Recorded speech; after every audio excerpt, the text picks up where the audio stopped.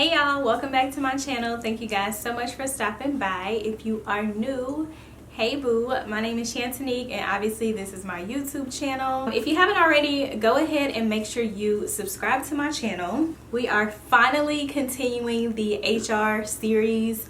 I know I promised you guys that we were going to start this series and we're going to complete this series. So far I've been giving you one HR video per month and it has been so time consuming, but we're here and we're going to keep this train going. This is the fourth video in the series. If you haven't already, make sure you check the other videos out. I'll leave all of them linked down in the description box. Also, make sure you check out my HR playlist because I have lots of helpful content there. But yeah, so video number 4 in the series. As you can tell by the title, we're going to be talking compensation and benefits, which most people actually refer to it as total rewards. So you guys know, if you know me, you know I have my cute little notebook here and I have all of my notes in my pen. And like I tell y'all, when I have my pen, I mean business. So we're in business mode today. Obviously, this is only going to be based on my personal experience, my research, and my knowledge. If you are interested in watching and learning a little bit more about benefits and compensation within human resources, keep watching. Let's talk compensation first. What is compensation? So compensation sounds like it's something big, like it's something overwhelming, but literally the compensation definition within human resources is the same definition outside of human resources. I pulled up the definition for compensation and I'm actually going to read it to you just to show you that the two are essentially the same. The definition reads, the money received by an employee from an employer as a salary or wages. So essentially, you're being compensated or you're being paid for your services as an employee, as a contractor, as a whatever it is that you are. So that's what compensation means. How you're paid, or the act of being paid for providing knowledge, a service, XYZ. So now that we know that, let's talk about the 4 different main types of compensation. We have hourly pay, salary pay, commission, and we have bonuses.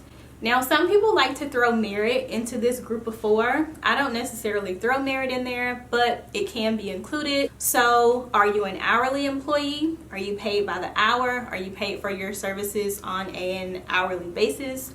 Are you a salary employee? Are you paid a certain amount based on your tenure or your idea that you're going to be there for a year or on an annual basis? Commission, are you paid for certain types of sales or certain types of achievements that you actually reach within your job? And the last one being bonuses. If you hit a certain criteria or you go above and beyond, this is a bonus to you or an additional monetary incentive to you for hitting that goal. Now, compensation essentially covers everything related to direct pay. And it's just that simple. Compensation is your direct pay. That's it. What you're paid directly for your services. If you come work for me for 2 hours, I will pay you $50 per hour, so I will pay you $100. That's what I'm compensating you. That's what I'm giving you. That's what I'm paying you, with the agreement that you're giving me this, right? Now, this is kind of how you can wrap benefits into compensation, and it's all a part of one subcategory, if you will. Benefits encompasses indirect pay, right? So when we talk about indirect pay, we're talking about medical insurance. So you're not essentially paid to have medical insurance. You actually have to pay to have it, but that is a perk, that is a benefit of being an employee with a certain company. Medical insurance, dental insurance, vision insurance, life insurance, disability insurance, workers' comp insurance, which can be a totally separate conversation because that's generally required by law. So it's almost like an employee right instead of a benefit, but that's another talk for another day. Vacation time, unemployment, all of those are different types of benefits. With you being an employee with this company, this is how you can benefit. Keep in mind, I said this is how you can benefit. So benefits are offered, but it's not required that you participate in any type of benefit plan if you choose not to. Some employers will actually pay for long and short-term disability, that benefit. Others won't. Some won't even offer it based upon the size of the organization. Same with medical, dental, and vision. Some will only offer medical and you're responsible for getting dental and vision on your own, which is mainly based on the size of the organization. Another component of benefits is the stock options and leave. Everyone who works within the United States of America is eligible for family medical leave based upon your state. So you have to meet a certain criteria to become eligible for FML. FMLA, or the Family Medical Leave Act, was passed in 1993. Like, I'm 99% sure that it was, but hold on, let's look, because it's always good for me to make sure my skills are fresh. And I am, yep, it was passed in January of 1993. Under President Clinton, and what that does is it protects your job when you have to take a leave that is considered family or medical leave. So if you have a baby, if you adopt a baby, if you have a family member who's in the military and you have to be away, if your family member is ill with some kind of sickness, it gives you an allotted time to miss work without the fear of losing your job because you are tending to family matters. So if you're not familiar with FMLA or FML, it's so funny because people always say FMLA, which that refers to the actual act. FML is really what you should call it, but that is going to be a huge piece of being in the benefits department and compensation, because it kind of works hand in hand. So that's just a little side note, and that's a little bit of background, but essentially that's what those departments are. Now let's talk about compensation and benefits and what they actually do. So people who work in the benefits department are essentially responsible for administering your benefits. They administer those disability type policies. And of course, this is not at all organizations, it's only at some. Based on my previous experience from several small organizations, either me as the HR generalist or director was responsible for administrating such benefits. So yeah, FML, responsible for that. Someone who works in the benefits department would be responsible for workers' comp, for meeting with the different insurance companies or vendors to say, hey, are we gonna want to go with Aetna this year, or do we want to go with Cigna this year, or do you want to go with Blue Cross this year? Why are our rates so different? How many people in our organization of 100, how many of those people had babies? How many people had major surgeries? How many people are smokers? If the company decides that we want to contribute 20% of the total cost, what would that mean for an employee who wishes to pay?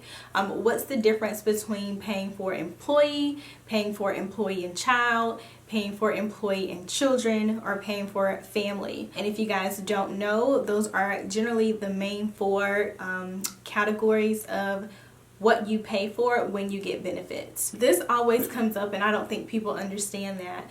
You just can't get benefits for anyone. You have to get benefits for a dependent, so a spouse or a child. You don't put your grandma on your insurance, you don't put your uncle on your insurance unless there's some type of reason why they're a dependent, and even still, then you have the Medicaid and Medicare that kind of kicks in. So essentially they're not generally eligible for being enrolled on your plans. But of course, every state is different. Everybody's personal situation is also different, but that kind of gives you an idea of what benefits look like. It's not always just insurance though, okay? Some other benefits that are offered to you may be a volunteer day. You may get a free day to go volunteer with any organization of your choice any day during the week, and you may be compensated for that as if you were regularly working.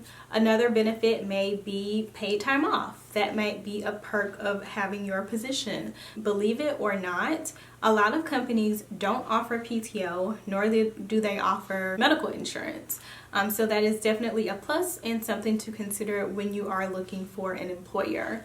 If those things are important to you, you'll want to try to find a job with an organization that provides those benefits to their employees. Sorry about my hair, y'all. It's just kind of like doing its own thing because I've had a rough day. So let's talk about compensation. What does one who works in compensation, what do they do?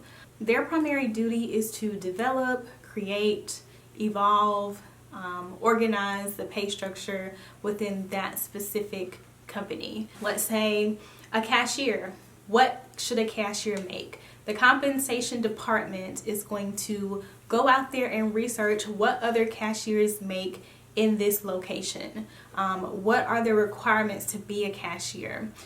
If you work at Target, what's the cashier making at Walmart? What's the cashier making at Publix? What's a cashier making at Dillard's? What's the cashier making at Macy's? You want to kind of do that research to make sure that your cashiers within your organization, that they're paid fairly. So let's talk about what directly impacts compensation. You work in the compensation department. A new cashier position has been created.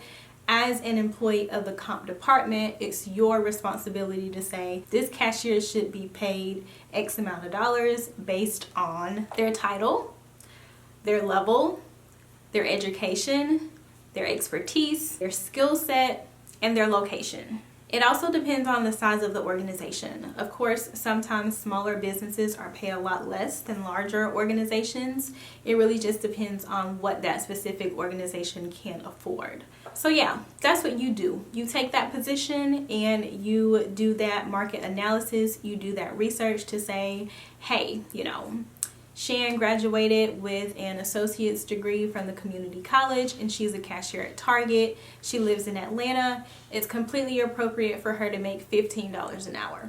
Shan has all of those same criteria, but she lives in Montgomery, Alabama. It's completely appropriate for her to make $13 an hour. Shan still meets all of those criteria. She has the same exact skill set and experience as the Shan in Atlanta and the Shan in Montgomery, but the third Shan actually lives in LA. So it's appropriate for her to make $23 an hour. So when we take a step back and we look at the comp structure, it should make sense for people who live in different geographic locations to make different amounts of money based on the cost of living, the experience, and all the other 6 things that I've already mentioned earlier in this video. So what is required to work within the benefits and compensation department? Generally, an associate's degree is required. Obviously, a bachelor's degree is preferred. And when I say preferred, I mean strongly preferred. I always like to say you can really have any kind of basic bachelor's degree to get into human resources. But once you kind of go into the specialty fields, it may be required that you have a finance background or some kind of accounting background, or you're great with analysis or some type of analyst. Logistics is like a very popular one that's really up and coming within HR. So you'll want to kind of research the different degree options that your specific university offers before just choosing one based on a specific job. What are some potential titles if you work within benefits and compensation or total rewards? Now, like I mentioned, these departments are totally intertwined. Sometimes they will be separated, sometimes they'll be together, or sometimes they'll just work really, really closely. Some ideas of positions that you can research if you are interested in pursuing this specific career path is a benefits specialist, a benefits analyst, compensation analyst, a compensation manager, a benefits manager, a total rewards specialist, a total rewards analyst. Those kind of keywords when researching different opportunities within your area that you may be interested in. So let's talk salary, let's talk dollars. I do always use PayScale and salary.com just to give me an idea of what salaries look like based upon my location, and I'm in Atlanta. So this prediction might be totally different if you live in New York, if you live in Dallas, if you live in LA. It's not going to match what I'm sharing with you because this is solely based on Atlanta's market. Right now in Atlanta, a benefits analyst will make about $57,000 according to PayScale. And that same title will make about $59,000 according to salary.com. So they're kind of in the same ballpark, 57 to 59. That is generally just the total cash compensation. It doesn't include any incentive pay or bonuses or commission or anything like that. So that just kind of gives you a ballpark or a range of what you can expect to make if in fact you are a benefits analyst and you live within the Atlanta, Georgia area. Now, I did take a look at salary on the other end of the scale, and this is if you've been in the industry for quite a while and you are pursuing a comp manager position. Based on the numbers from salary.com, a comp manager will make about $120,000 a year, and based on the data from payscale.com, a compensation manager will make about $100,000 per year. Now, that's a pretty big range in that it's a $20K difference, but obviously a compensation manager is totally different at an organization with 50,000 employees than it is at an organization with 5,000 employees. So you have to kind of keep that in mind when in fact you're looking at salaries and you're comparing and contrasting what titles make what based on their specific geographic location. I know this was a very quick video compared to the others, but there's not a whole lot to really talk about when it comes to benefits and compensation. I feel like it's pretty self-explanatory, but I hope this video was helpful. Of course, if you have any questions, make sure you leave them down below in the comment section. Make sure you check out my other videos within the series. And until next time,